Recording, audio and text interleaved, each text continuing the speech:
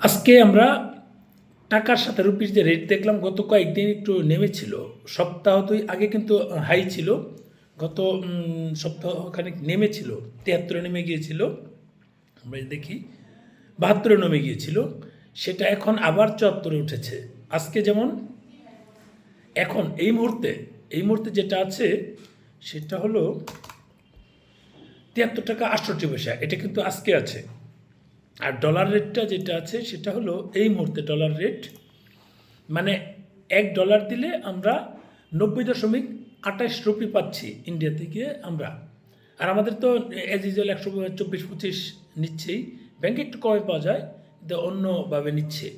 আমাদের যারা ট্রিটমেন্ট করতে যাচ্ছে এই মুহূর্তে তাদের জন্য কিন্তু এটা ভালো একটা খবর, কারণ যে আমাদের ইনক্রিজ হচ্ছে প্রতিনিয়তই, সেটা কমার প্রবণতা নাই। ৭০-এর নিচে ছিল, সেটা মাস ২-২.৫ যাবৎ ৩ মাস যাবৎ সেটা কিন্তু ৭৩-এর নিচে নামছে না।